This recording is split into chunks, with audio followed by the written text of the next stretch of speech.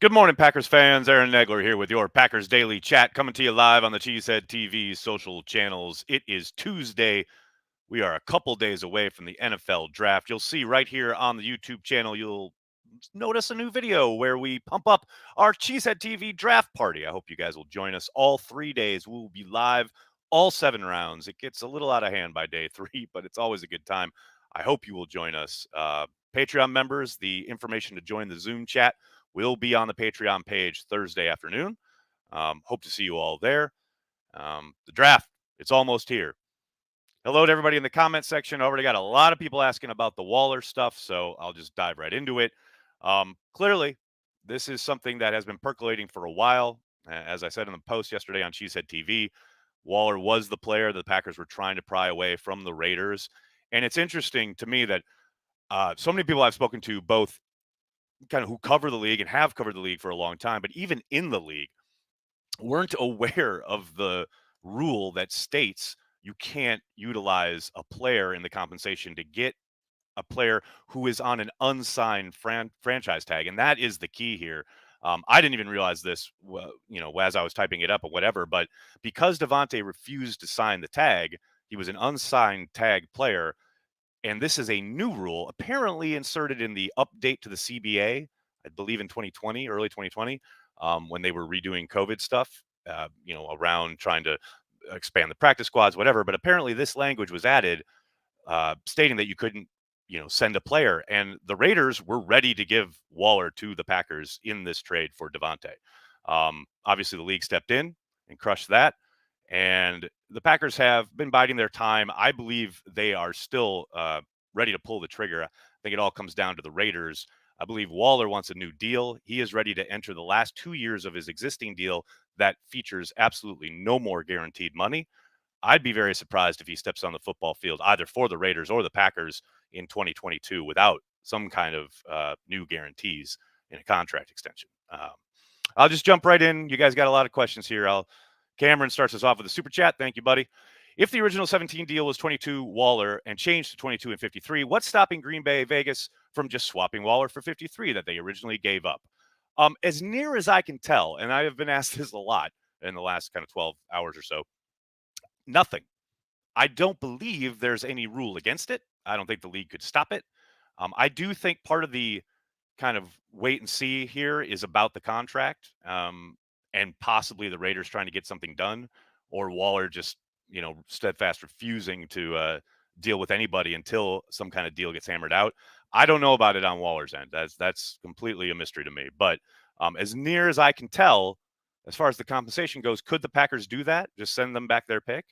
Yes, I believe they could. Now, are they automatically going to give up a second round pick? I don't know. Maybe that's the quibble. Maybe the Packers are trying to get offer a third or maybe even a fourth. If we know Brian, he's going to start low, right? Um, but yeah, I don't believe anything could stop them from doing it. I don't think there's a rule against it, as near as I can tell. But again, I didn't know about this rule, and most people didn't until this all went down with the Devontae trade. So we'll find out. Jeff, what's up, man? Thanks for the super chat. I'm busy sandbagging my house to handle the internet explosion when the Packers take offensive line and defensive line with the first 2 picks. It could happen. I don't think it will, but you certainly can't dismiss the possibility. I would not be surprised whatsoever if we came out a Thursday night and they had fortified both lines and not touched wide receiver or any skill position in the first round. I know you are correct. The internet would melt down on the Packers end, but it's entirely possible. No question about it. Corey, thank you so much for the super sticker. Very much appreciated. Thank you. John, what's up, man? Can we verify if the guy who commented big talker is actually Florio? No, I just saw him. He's here. Mark, what's his name? Mark Mendez. He's here. What's up, Mark? Big talker. At it again. What are you going to do? Let me see. What about Carr's comment last night? LOL, no chance. I believe Derek probably believes that, but I know for a fact that the Raiders were ready to give him to the Packers in the trade for Devontae. So is there a chance that the deal doesn't happen? Of course. But there's also a very good chance that it does. But, Derek's, he loves his guy. I get that. I got no issue with Derek Carr. I really like Derek. But, I mean, you look at this from the Raiders end, they just extended Derek. They just handed the bag to Devontae. you can't pay everybody. And if Waller wants a new deal, they might be hard pressed to get that done. So I got no ill will toward Derek. He is, going. He loves his guy. I get that, man. Totally get it. No problems here. But to say that there's no chance, that's a stretch. You're not that big, Nags. I know. I've been running. Oh, you mean like news wise? Yeah, you're not right. I mean, you're not wrong. Blake, do we go multiple tight ends like the Pats used to if we get Waller? I hope so, man. I've been hoping for that for a long time. As far as like a true kind of two tight end approach of really utilizing that position as a weapon. Now, obviously, to do that, I think a big part of it would be Tunyon coming back healthy. I believe it's Bill Huber had reported that the expectation is that Tunyon will be ready to go for training camp or maybe beginning of the season, hopefully. But that's no guarantee, obviously. We'll see what happens here as we go through the offseason. But I would absolutely adore that approach. I think the Packers could really unlock something with Matt's offense if they featured the tight ends a little bit more. There's no doubt that they would have the talent with Waller and Tunyon and Big Dog, and a couple of the other young guys. Look, I'm not going to pretend like Waller isn't coming off a year where he had a number of injuries. Wasn't quite as productive as he was back in 2020. But that Pro Bowl year, which is what that was, man, he was unstoppable. And you put him in Matt's offense with Aaron Rodgers throwing him the ball, they will be a problem for defenses. And I think that's obviously why Brian is interested. But yeah, I would love it if they went to two tight end stuff. TKM at your post. What's up, buddy? Draft OTA is going to be a long summer. Add to the fact that you are not attending shareholder meeting or first week of camp. We shall miss each other again, but I will have Kroll's Butterburger for you. Kroll's Butterburger. God, that sounds good. Man, yeah, have two for me. I love it. Historically, haven't the Packers been great at finding linemen in the second, third, and fourth rounds? They have, Mark. Absolutely. But that would not preclude them from selecting an offensive lineman in the first round if it is by far and away the best player on their board, if the draft falls a certain way. Have they been successful on day three? No question. And finding guys that they can convert, usually from tackle to guard, but not always. Obviously, Bakhtiari is a prime example of a guy they found in the fourth round. He went on to become a multiple All Pro. Certainly, that history is certainly part of it. But again, especially with the thinness currently at the right tackle position, if there's a guy there that is leaps and bounds, high and away, their highest graded player available to them, say at 28, I would not be a surprise to see them make that pick at all. Uncultured Barbarian, what's up, man? Thanks for the super chat. Cheesehead TV draft party is fun between the patrons and Banky talking about weird stuff on day 3. It's must-see TV, especially when Banky loses his mind when they draft a punter on day 3. Pappies. Well, thank goodness they signed a punter in free agency, so hopefully there will be no drafting of a punter. Although you can't really rule it out, can you? Big B is here, even though you're talking about Kroll's being overrated. You're the youth. They don't know what they're talking about. It's all right. It's okay. Don't forget to add in a DeGuara wheel route, Daniel. Now you're talking. You are talking. What else? Good morning, Mr. Nagel. What's up, Axel? How are you? Yosh. What's up? What's going on, Cheddarhead? What are the percent chances we actually get Waller? Oh man, I don't know. Use your magic 8-ball. I know they're talking about it. Chances it actually happens, I have no idea. I'll say 57% chance it happens. There, how's that? 57 towards it happening. So just a little bit over 50-50. How's that? I don't know, man. I ain't on the phone with them. TKM, what's up, man? Let's keep in mind that draft and develop means this draft year is about 2 to 3 years from now. Hope you are happy then. Are we okay with the last 2? Essentially, yeah, man. I love A.J. Dillon. I love Elton Jenkins. I love Myers last year. I love Stokes. So, yeah, I'm doing okay. I'm doing all right. What else we got? Nuclear Family, what's up, man? Thanks for the super chat. What is your process for breaking a story? Are you concerned with people within the team making stuff up close to the draft? I hear that's common. Yeah, it's funny because you guys know I've been talking about how you should ignore everything for the past month. But once I heard the first part of it, and then I called some people and I did a little digging and I heard something that reinforced it, and then I reached out to a second source, and that was the key, is making sure that I wasn't just talking to one side of this thing. And it was pretty solid, especially the part about, that they had offered Waller in the trade for Devontae. That's lock solid. So yeah, I was like, okay, I feel pretty good about it. But could you especially this time of year?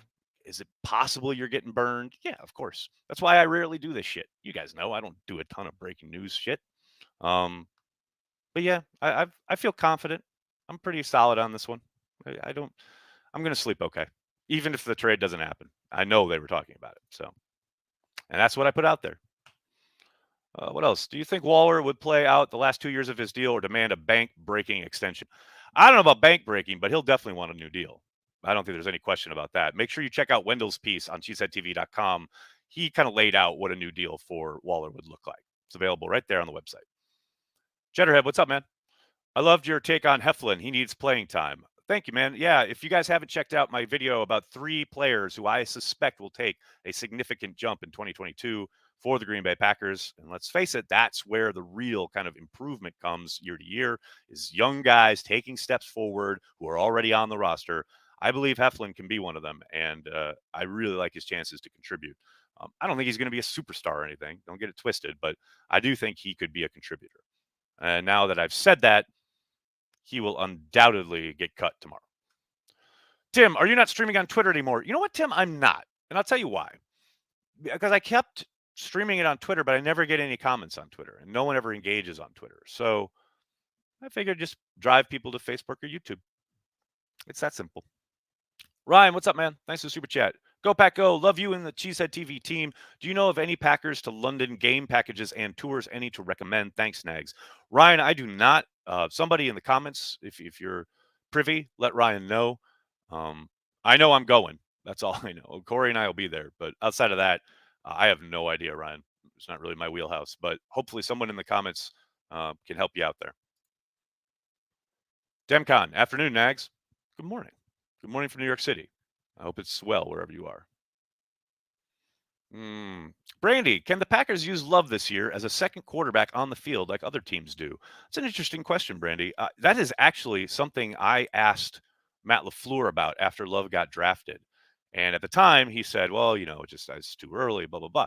But it certainly doesn't look like they've kind of had an inkling to do that.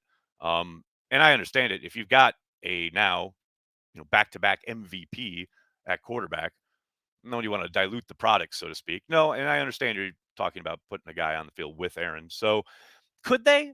Yeah, I think it's a possibility, but I doubt they go that route. I'd love to see it though. That'd be fun. Who's my favorite wide receiver in the draft? What's up, Callum? Hope you're doing well across the pond. Sky Moore is my favorite wide receiver. I highly doubt he gets drafted by the Packers just due to his measurables, but I really love his game. I love his ability. I think he could be a problem anywhere in the formation, perimeter, in the slot, what have you. I think he's a dynamite player. 3 QB set. Oh, I love it. You mean no Taysom Hill role for Love? I am shocked. Yeah, Eric. Like I said, I doubt it, but it'd be fun. I'm all for having some fun, man. For getting creative. Nothing wrong with that. I wish I could play basketball with Matt LaFleur. I wonder if Matt is still playing basketball in the offseason, given the Achilles tendon tear a couple years ago. But that would be fun. Brian, what's up, man? Nags, breaking news on Waller. Love to see it. Thanks for engaging, man. Just putting it out there. Brandy, I love Gary, but does a player developing for 2 years validate a first-round pick? I still do not know. Yes, 1,000%. It's about developing. And guess what? If he had not come into a defense where they had literally just signed 2 guys to be edge players, he would have played a lot more and probably have been a lot more productive. But the Packers is how they operate. They're always looking ahead. Now that Z is out the door, Gary steps in a full-time role, and they're cooking with gas. I got no issues with that. Jetterhead, what's up, man? Planning my UK vacation when the schedule is released. You coming, Nags? Would love to meet you there. Yeah, Jetterhead, I'll be there, man. Corey and I both, and probably a couple other Cheesehead TV folks will be making the trip over there to old Blighty. Amy, thank you for the super chat. You bet. You are too generous, Amy. Thank you so much. Truffle Shuffle, thank you for the super sticker. Greatly appreciated. Thank you. Waller and a top rookie wide receiver would be nice. Preston, from your Facebook comment to the football god's ears, I am in on that. Ben, thank you for the super chat. Can't wait for the Packers to come to England so I can share some beers in a pub with Packers fans. Amen to that. I'm living that dream. Uncultured, thanks again, buddy. When the DIC blast the Packers picks, just remember, people, they don't know what a player is going to be until year 3. Pass it on. I mean, look, I understand when the people who cover the draft for a living, they talk about, the draft grades and all that stuff that I don't really engage in and don't really enjoy. But look, they are going off the information that they have in the moment. I just wish more of them would acknowledge that when a guy gets drafted, it is by no means anywhere close to a finished product of who he's going to become in the NFL. So much of it is about where he lands, what team he's with, what scheme he's in, who his teammates are, who his coaches are. All of that stuff matters in a big, big way. I mean, fit and where you end up is so instrumental more often than not than players becoming who they are. I mean, Aaron Rodgers is a good example. Given how he struggled early in Green Bay, the first couple summers in training camp, his words, man, this is not me saying this. Aaron Rodgers has said this. Those first 2 summers were tough. If he goes to San Francisco and is forced on the field right away, is he the same guy? Does he end up having the same career? I don't know, man. But I think, where you land, the environment you're in is such a major part of it that kind of gets lost or dismissed by the draft industrial complex. And that's one of my big issues with it. Speaking of Gary, I think he and Savage both get their 5th-year options picked up. I think Gary's a no-brainer, if not like an outright extension. Savage, I don't know. I think it's a 50-50 with Savage. I really do. I wouldn't be surprised either way, but I understand if they don't. Especially, it's interesting, Brian, of course, yesterday saying that they're going to wait until after the draft to make that determination. Perhaps part of it is, say somebody, is there available to them in the first round that they like a lot and they select a safety. Well, then they've got your ready-made replacement there. I mean, there's a lot of kind of moving parts there, I think, with Savage. But with Gary, I think it's a no-brainer. Didn't Baller, you mean Waller, have a knee injury? Don't need another knee injury guy. All right, he's not a knee injury guy. He had a knee injury. Everybody in the league's had a knee injury at some point. But yes, he had a knee injury, he had a back issue. He was on the COVID list a little bit last year, which all adds up to him only playing 11 games. But you go back to 2020, that man was so dynamic and such a problem for defenses. And that's undoubtedly one of the things that the Packers are probably discussing amongst themselves as far as compensation and what they're willing to offer. He is an older player. He's going to, hitting 30. I mean, he's not a spring chicken. So it's not without risk and, the possibility that, maybe Father Time shows up sooner rather than later. But he's such a dynamic talent. I definitely understand why they're looking at him. Cheddarhead, what's up, man? Calling it now. We're getting Drake Jackson from USC. Everybody, Cheddarhead is calling it now. You heard it here first, second, or third. I'm not quite sure how many times you've heard Drake Jackson from USC going to the Packers. But here you go. All right, everybody, I'm going to have to get going. Can't thank you enough for hanging out, talking Packers each and every day, Monday through Friday, right here on the Cheesehead TV social channels. Please do me a monster favor. Hit like on the video. Subscribe to the channel. So many people watching, so few subscribes. Come on, folks. Hit subscribe and then tell your friends and tell your family. Cheesehead TV. We are devoted to Green Bay Packers fans worldwide. Thanks a lot, everybody. Have a great day. Go Pack Go.